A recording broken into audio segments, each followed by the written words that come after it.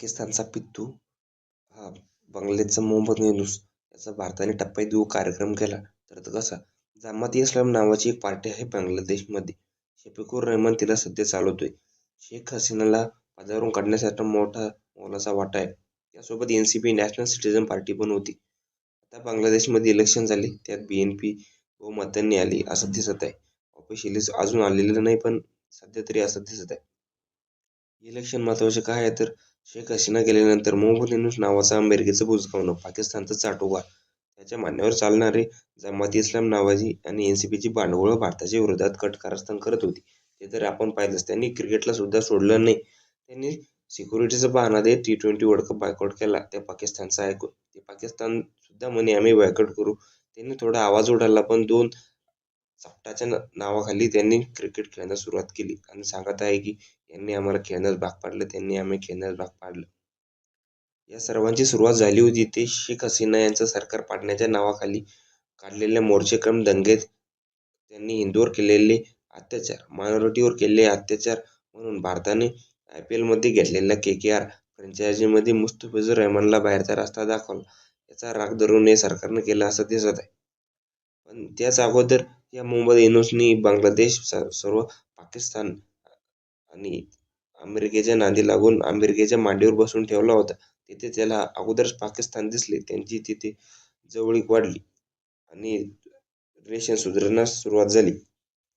पाकिस्तानला जवळ करण्यात सर्वात मोठा हात होता तो जमात-ए-इस्लामचा. ही जमात आताच नव्हती वळवळ करत. ही जमात अगोदर पाकिस्तान आणि बांगलादेशच्या विभाजनाला सुद्धा विरोध करत होती. पण येथे इलेक्शनमधून हे दिसत आहे, येथे जनतेने तिच्या तोंडाला चांगलं काळं फासलं, पाकिस्तानच्या कानाखाली आवाज काढलाय. त्याच्यात BNP बांगलादेश नॅशनल पार्टीला बहुमत मिळून 2/3 मेजॉरिटी मिळवून दिली असा दावा केला जातोय. BNP खालेदा यांची पार्टी असली तरी सध्या ते आता राहिलेले नाही. 17 वर्षांनंतर त्यांचा मुलगा तारिक रहमान हा बांगलादेशची सत्ता सांभाळेल असं दिसत आहे.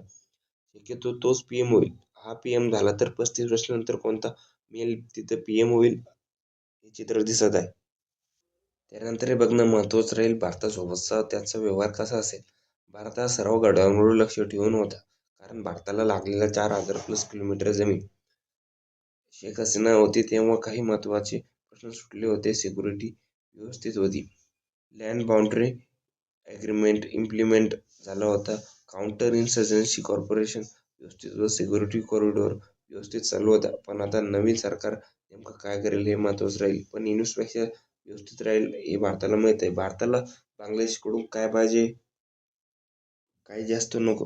भविष्यात पाकिस्तान संग होणाऱ्या युद्धात आपल्या बाजूने बांगलादेश उभं राहावं ही भारताची अपेक्षा नाही आणि याची गरज पण बसत नाही. फक्त एवढंच की पाकिस्तान आणि बांगलादेशमध्ये आतंकवादी पोचू नये, बस एवढंच भारताला म्हणणं आहे.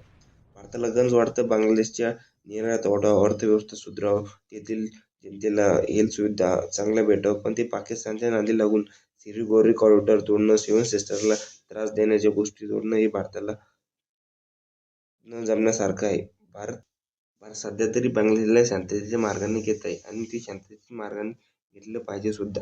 आता बघणं एवढंच की नवीन PM कोण होईल आणि भारतासंबंधीचे वाचलेले रिलेशन सुधरेल का? एवढी अपेक्षा वाटत आहे.